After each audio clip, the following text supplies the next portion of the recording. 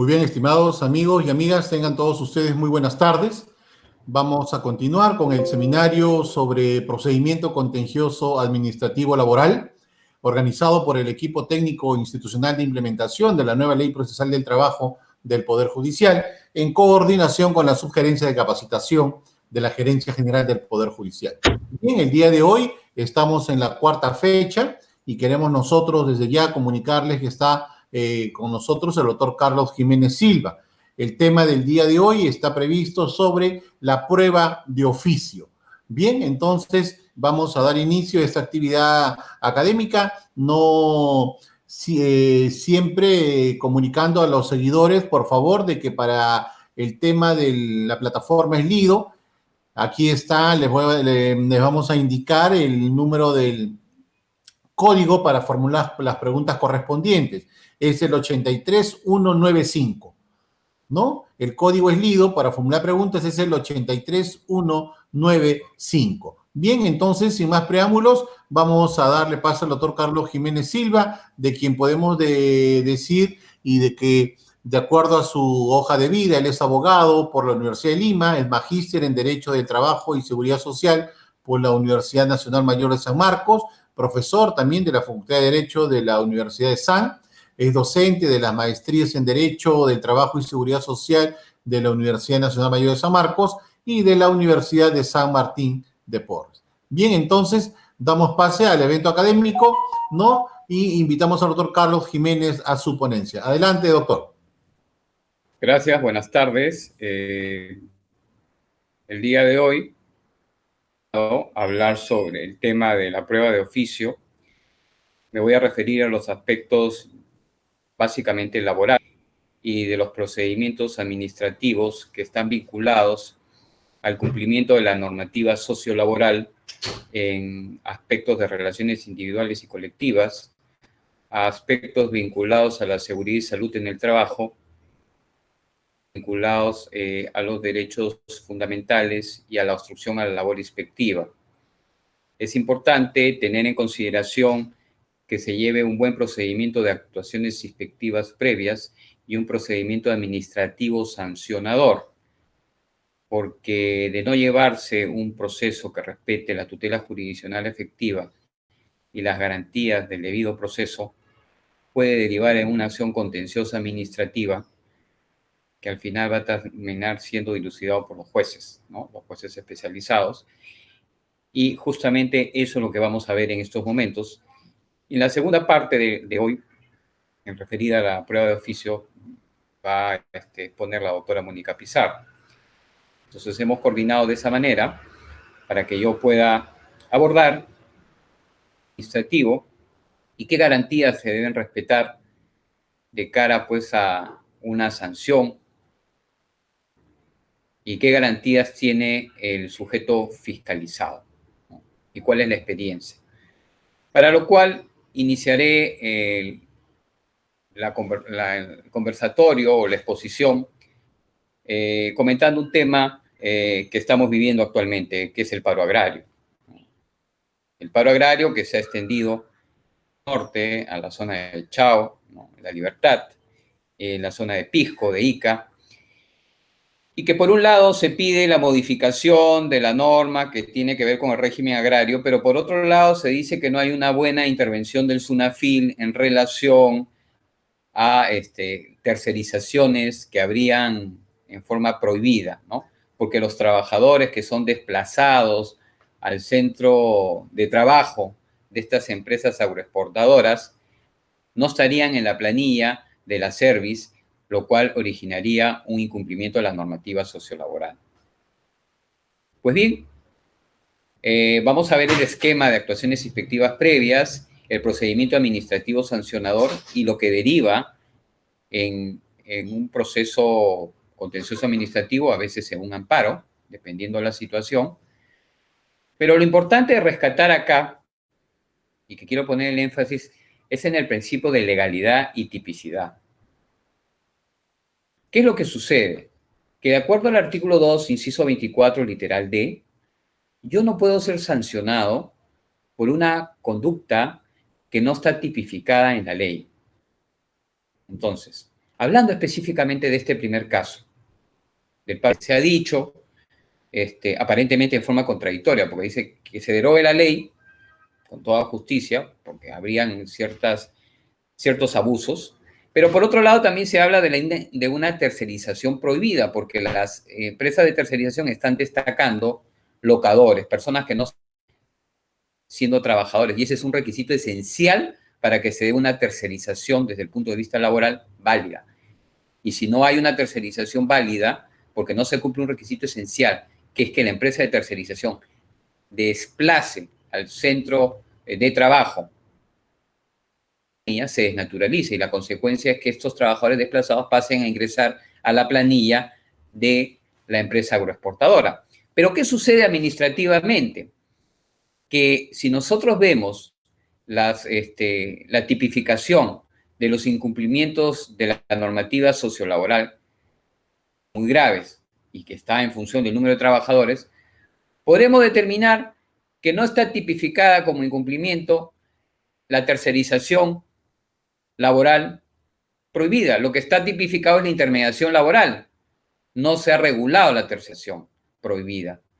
En consecuencia, si el inspector decidiese proponer una multa como consecuencia de las actuaciones inspectivas previas a través de un acta de infracción, y eso se envía al instructor y te corre traslado para que te puedas defender, se resuelve en primera instancia, en segunda instancia, y se agota la vía administrativa previa, y se va a través de una acción contenciosa administrativa porque se habría violado la tutela efectiva, algo que no está sancionado en la ley, y estaría vulnerando el artículo 2, inciso 24, literal D. Solamente se pueden aplicar sanciones establecidas en la ley, y la conducta que yo habría cometido irregularmente no está tipificada como sanción.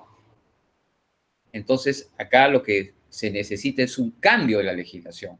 Mal puede uno ayudar si es que no hay las herramientas necesarias para que se pueda resolver un caso. Segundo supuesto que se puede presentar en el tema de inspecciones, ¿no? En el tema de inspecciones, ejemplo, uno se pregunta, las tecnologías de la información y las comunicaciones.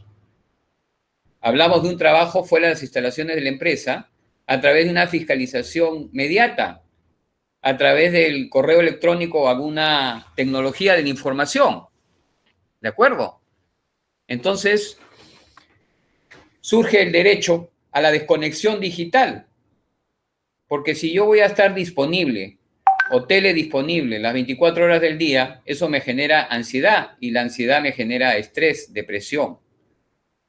Entonces, que esté regulado el derecho a la desconexión. Y para aquellas personas que no están sujetas a un horario determinado, como aquellos que laboran total o parcialmente fuera de las instalaciones de la empresa y no están televigilados, es obvio que se tiene que establecer ciertos límites para que no estén teledisponibles a la medianoche, un día de descanso, y tengan que contestar el WhatsApp y el teléfono y el correo. Esto no estaba regulado tampoco. ¿Qué ha sucedido? Que a través de un decreto de urgencia 127/2020 se ha regulado por primera vez. Pero se ha regulado para el trabajo remoto. Que tienes derecho a la desconexión si estás sujeto a horario, a desconectarte 16 horas al día. Y si no estás sujeto a horario porque trabajas total o parcialmente fuera de las instalaciones de la empresa, el derecho a la desconexión solamente es de 12 horas. No se entiende cómo puede haber una diferencia entre los que están sujetos a una fiscalización y los que no están sujetos a fiscalización. Porque la Constitución establece que todos tienen una jornada máxima de 8 horas diarias o 48 horas semanales. ¿Por qué haríamos una diferencia?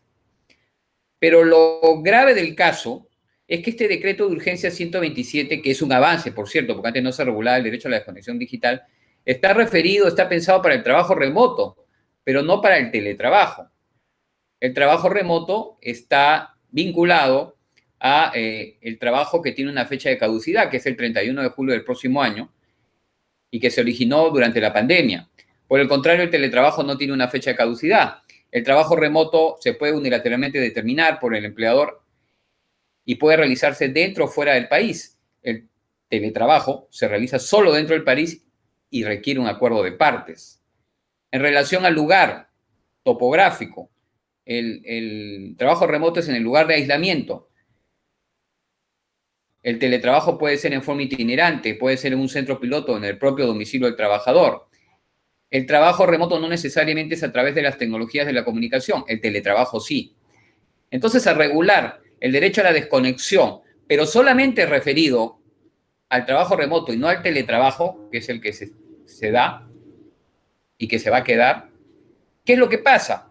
Que cuando una persona denuncia ante el SUNAFIL un incumplimiento de la normativa sociolaboral y nosotros vemos los incumplimientos sancionables, dice el incumplimiento de la normativa sociolaboral referida a las normas que regulan el horario, la jornada y el refrigerio. Pero si nosotros revisamos la normatividad, no está regulado el trabajo, el teletrabajo y el derecho a la desconexión. Entonces, como no está regulado y sobre la base del principio de legalidad que está reconocido no solamente en el artículo 2, inciso 24, literal D de la Constitución, sino también en el artículo 2, inciso 1 de la Ley General de Inspecciones, el inspector no podrá sancionar y si sanciona, nuevamente entramos en el problema de que se ha violado la tutela jurisdiccional efectiva, el debido proceso y el principio de legalidad. Y eso puede terminar en una acción contenciosa administrativa. Ha habido un cambio en relación a la acción contenciosa administrativa porque el hecho de interponer un AK no suspende la ejecución de la multa. Antes sí se suspendía. Ahora, salvo que haya una medida cautelar, no se suspende. Entonces, pero de todas maneras, surge pues este problema de que hay ciertos incumplimientos que al no estar regulados legalmente, atan de mano al fiscalizador laboral. Y si propusiese una multa de cara al principio de legalidad, no tendrían pues un sustento jurídico. Y como hay una presunción de licitud del sujeto fiscalizado, no se podría sancionar. No se podría sancionar. Antes de entrar a un flujograma para que vean cuál es el procedimiento de actuaciones inspectivas previas y el procedimiento administrativo sancionador. Se pretende multar a la empresa porque ya no tengo vinculación jurídica, porque no me ingresó a planillas, no obstante que había una relación de trabajo y no me reconoció beneficios sociales durante el tiempo que estuve en vinculación jurídica. Y a la conclusión el inspector de trabajo de que no es un contrato de locación de servicios, sino es un contrato de trabajo sobre la base del principio de primacía de la realidad y que se ha cometido un fraude a la norma. ¿Cuál es el sustento? Muchos inspectores lo que han dicho, y eso termina en acciones de amparo, en acciones contenciosas administrativas, que sobre la base del artículo 16, las actas de infracción se presumen ciertas, salvo que tú demuestres lo contrario. Pero muchas veces se toma la declaración del trabajador sin ser corroborado. Es más, hay un protocolo que establece que el trabajador tiene relación jurídica, habría que hacer una visita para verificar que en la realidad de los hechos ese locador no es locador. Entonces se ha utilizado una norma que regula el contrato de locación de servicios en forma fraudulenta, con un efecto no querido por el legislador. Y sobre esa base podría reconocer una relación de trabajo y el pago de derechos laborales, de beneficios laborales. Pero tiene que ser corroborado con elementos probatorios. Entonces, ¿qué ha sucedido en la práctica? Que a veces el inspector de trabajo toma la declaración de la policía, o mejor dicho, del guardia de seguridad o el que se dedica a la vigilancia, que ha sido destacado por una service de servicios complementarios de seguridad. Ni siquiera es trabajador. Y le pregunta, ¿esta persona trabaja? Entonces dice sí. Entonces eso ha originado nulidades porque ni siquiera la persona que ha declarado es trabajador del sujeto fiscalizado. O en otros casos han ido más allá y han basado el acta de infracción, la propuesta de multa y que ha sido aprobada sobre la base del propio dicho del trabajador. Ciertamente esto tiene que ser demostrado para que exista un incumplimiento de la normativa sociolaboral referida al no pago de los beneficios sociales, a la no inscripción del trabajador en planillas en su debida oportunidad y no pago de aportes al régimen de salud, al régimen de pensiones. Es una corroboración de los elementos propios de una relación de trabajo. Esto es prestación personal y subordinada. Entonces, deben agotarse los mecanismos que no se dan en la práctica. Un poco les voy a explicar en estos momentos cómo está operando este tipo de denuncias ante el módulo de gestión de cumplimiento y cómo esto puede derivar con una orden de inspección a través de las actuaciones inspectivas y que después eventualmente podría generar un procedimiento administrativo sancionador. Agotada la vía previa, terminaría en un proceso contencioso administrativo o una acción de amparo. ¿Ok? Y vamos a ver que la prueba dentro del procedimiento administrativo, ¿no? Como hay una presunción de licitud y el procedimiento es de oficio, el procedimiento administrativo sancionador, los elementos probatorios los tiene que agotar el inspector en su acta de infracción, que es una propuesta de multa, y el instructor tendrá que agotar también los medios probatorios y el sancionador también. Vamos a ver eso.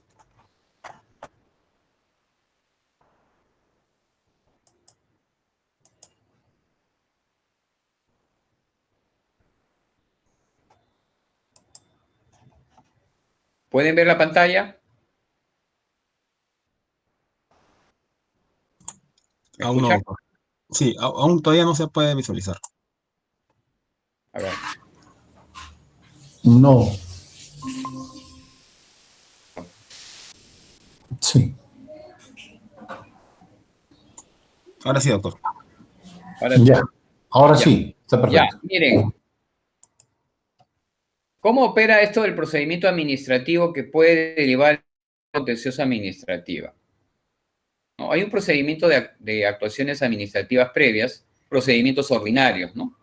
Cuando no le entrega a uno el contrato de trabajo, las boletas de pago, el certificado de trabajo, el pago y las constancias de los pagos de beneficios, ¿no? O sea, no le pagan los beneficios sociales, la denuncia directa o a través de la mesa de partes virtual.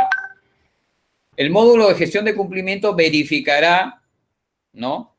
Que haya una relación de trabajo, que se haya generado, que haya indicios de que ha habido una relación de trabajo y en consecuencia que genere el derecho al pago de estos beneficios. Y es así como el módulo de gestión de cumplimiento mandará una carta inductiva al sujeto, en este caso denunciado, para que diga por qué no ha entregado esos documentos o no ha pagado los beneficios sociales como la CTS, las gratificaciones legales, etcétera. Y dentro del plazo de 5 días podría pagar y ahí termina todo. O podría decir, no, no he pagado esos beneficios porque se trata de un locador de servicios. Ya tendrá que demostrar que es un locador porque no realizaba, no tenía horario, no realizaba labores propias del giro del negocio, fue amonestado, actuaba de forma independiente, porque no todas las personas que tienen vinculación jurídica con la empresa deben ingresar a planilla. Ingresar a planilla aquellas que realizan labores propias del giro del labores de naturaleza. Esto es, la descripción de sus servicios están definidas en el Manual de Organización y Funciones, en el Reglamento de Organización y Funciones o en el cuadro de asignación de personal. No podría, pues, tener un gerente como locador. Entonces, es claro, pues, que hay una desnaturalización. Entonces, a través del módulo de gestión de cumplimiento se tratará de llegar a un resultado. Un consultor independiente que se le ha contratado para saber si es negocio o no sacar un nuevo producto al mercado para la comercialización. Entonces, contrata un especialista en marketing que con sus propias herramientas y sus propios estudios va a recoger información de la empresa y va a girar sus recibos honorarios. Es una situación distinta. Entonces, podría ser que luego de la cumpla o que no cumpla. Entonces, si no cumple, esto se va a derivar al procedimiento de actuaciones inspectivas previas, para lo cual se va a generar una conciliación previa, y si no hay una conciliación previa, que está prevista a partir del próximo año, se va a generar una orden de inspección. Ustedes están viendo este procedimiento de actuaciones previas, este cuadro.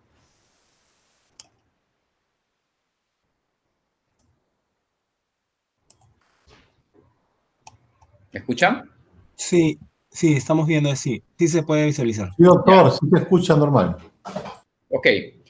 Entonces, tenemos que se genera una orden de inspección como consecuencia de que no se logró un resultado a través del módulo de gestión de cumplimiento. La generación de la orden de inspección va a iniciar el procedimiento de actuaciones inspectivas previas y el inspector tendrá que limitarse a lo que señale la orden de inspección.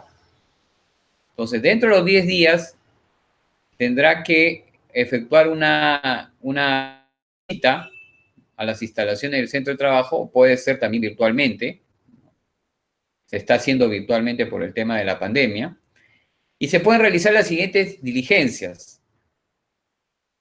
Buscar que se remitan correos. Actualmente se está pidiendo correos donde piden información, constancia de pago de beneficios, contratos, si dice uno que el señor está contratado a tiempo parcial, tiene que mandar los documentos respectivos, o cruzar información con la SUNAT o con algunas entidades para saber si se ha declarado como, a través del PDT, como un trabajador o como un locador. O la comparecencia, ¿no? La comparecencia que puede ser virtual, o normalmente está siendo virtual, pero también puede ser física. Y una vez que se han agotado todas las actuaciones inspectivas previas, puede suceder lo siguiente. Puede ser que se haya dado cumplimiento en las actuaciones inspectivas previas y se haya pagado los beneficios no honrados con los intereses respectivos, interés legal laboral, en cuyo caso se archiva y se emite un informe de actuaciones inspectivas. Pero podría ser el caso que el inspector dentro del procedimiento de actuaciones inspectivas previas llegue a la conclusión de que es un falso locador. Entonces, lo que va a hacer es requerir al sujeto inspeccionado a que lo ponga en planilla si mantiene vínculo jurídico, o si no mantiene vínculo jurídico, lo obligará pues a que de alguna forma pague los beneficios sociales que no se han pagado. Si el tema es subsanable y se subsana, no hay propuesta de multa porque se ha cumplido con el requerimiento del inspector y se archiva a través de un informe de actuaciones inspectivas. Si no cumple el requerimiento del inspector, se va a generar un acta de infracción, que no es otra cosa que una propuesta de multa. Si no es subsanable, no se requiere al sujeto inspeccionado. Se deja una constancia, un acta, donde se señala en el acta de infracción, previa notificación al sujeto fiscalizado, que no se le requiere porque lo que no ha cumplido no es subsanable. ¿Por qué es importante que sea subsanable y no es subsanable? Porque además de la multa por no pagar los beneficios, habrá otra multa por no cumplir el requerimiento del inspector de trabajo. Entonces, por eso es importante no requerir cuando algo no es no subsanable. Se deja constancia que es insubsanable y en ese caso, por ejemplo, si una persona ha sufrido un accidente de trabajo y no ha recibido charlas en seguridad y salud en el trabajo, bueno, es evidente que eso ya no se puede subsanar, ya sucedió, entonces no se le requiere, porque se le estaría requiriendo para algo que no puede subsanar, entonces habría una doble infracción. Y una infracción que no tiene razón de ser, porque no es subsanable. Entonces, si es insubsanable o no subsana, se genera una acta de infracción. El acta de infracción, vamos al siguiente cuadro.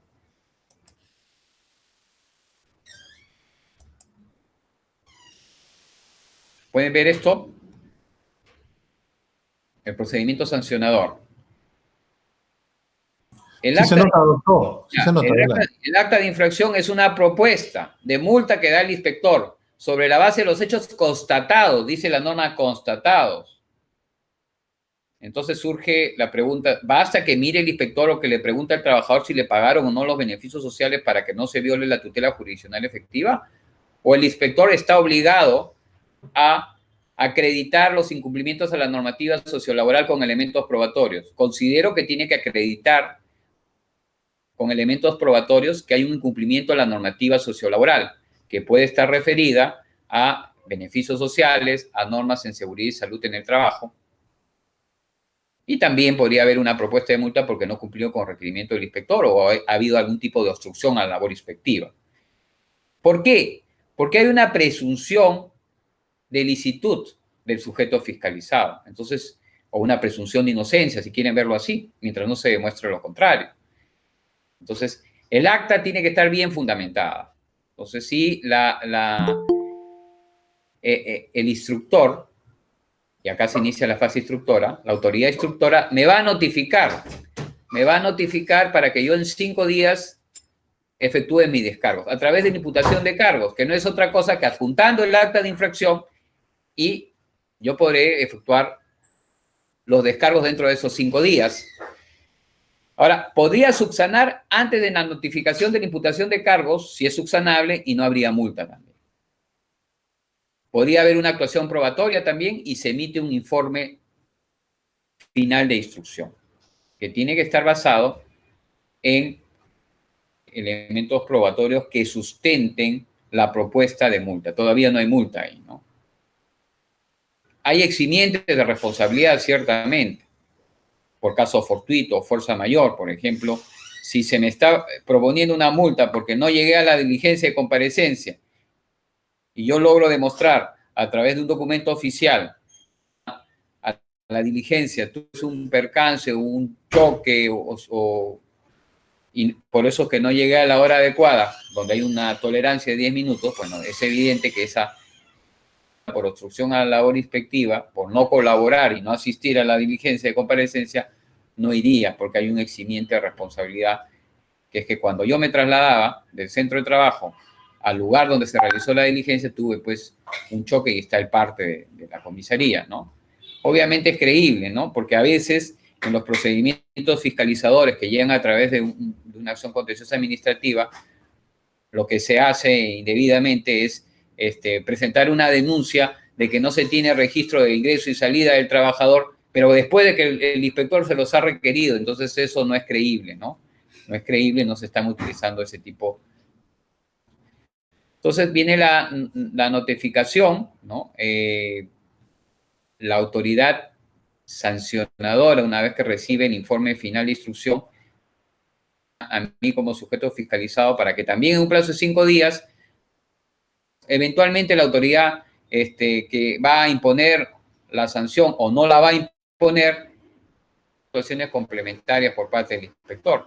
Emitirá una resolución en 15 días y contra esa resolución yo puedo interponer un recurso de reconsideración tratándose de que pueda presentar un nuevo medio probatorio. Un nuevo medio probatorio que no necesariamente es de hechos nuevos, sino que algún elemento que no fue tenido en cuenta y que yo considero que se puede presentar, podría presentar. O podría ser una cuestión de puro derecho, donde no se presenta nuevo y presento recurso de apelación, también en un plazo de 15 días. Yo opto por la reconsideración o apelación y se emite una resolución. Contra esa resolución, recurso de apelación, dentro del plazo de 15 días, curso de revisión cuando se constituya, porque ya te entiendo yo que están completos los miembros del Tribunal de Fiscalización en última instancia. Es así que se agota la vía administrativa y podría interponerse una acción contenciosa administrativa, ¿no? Ahora, el hecho de interponer una acción contenciosa administrativa contra estas resoluciones no suspende la ejecución y eso ha habido un cambio con urgencia 24/2019, porque antes sí se suspendía. Entonces, ¿qué podemos concluir en relación a la prueba? Limitado. Y los procedimientos administrativo laboral. En primer lugar, que estos procedimientos se aplican las empresas que tienen trabajadores sujetos al régimen laboral de la actividad privada, regímenes del sector público, como el régimen 276, solamente aplica régimen privado de la actividad privada. Lo que hay que resaltar es que hay una presunción de licitud del sujeto fiscalizado. Tengo que demostrar Yo le tengo que demostrar que esa presunción de licitud se ha violado, se ha violentado. El acta que se genere y que después va a merecer una imputación de cargos por el instructor, tiene que estar debidamente fundamentada, comprobada, constatada. Y en este punto es importante señalar que hay muchas instituciones, como las que mencioné al principio de la exposición, laboral prohibida, del derecho a la desconexión digital, reguladas. Entonces, el inspector está atado de manos, no podría proponer una multa de algo que no está regulado legalmente, de acuerdo a la legalidad y a la presunción de inocencia. Cuando algo no está tipificado, no se cumple el principio de tipicidad. Entonces, eso es importante. Entonces, el inspector no solamente tiene que verificar que la propuesta de multa contenida en el acta de infracción, que después la va a mandar al instructor para que me corra traslado y efectúe mi descargo, después emitir un informe final de instrucción o decir que hay una absolución de responsabilidad y sobre esa base resolver en primera instancia administrativa el órgano resolutorio, que es hasta el momento lo que existe, a través de un recurso hay que observar el tema de la constatación, la verificación, la presunción de licitud del sujeto fiscal. Lo que existe, lo que sucede, es que por parte del fiscalizador, y esto deriva en procedimientos o en acciones contenciosas administrativas, porque se le está sancionando por algo que no está regulado legalmente, que nosotros sabemos que es irregular, pero no está regulado legalmente. Por ejemplo, la tercerización laboral prohibida, que se está mencionando. O el derecho a la desconexión digital, podríamos decir, en relación a los teletrabajadores. ¿Ok? Entonces, esto es muy importante, el tema de la prueba de oficio, y la prueba de oficio y la tipicidad por la presunción de legalidad. Dicho esto, quedo a disposición de ustedes y muchas gracias.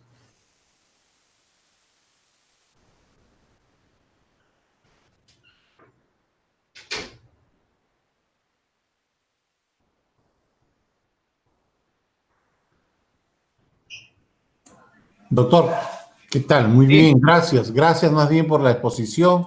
Gracias porque realmente el tema es tan importante.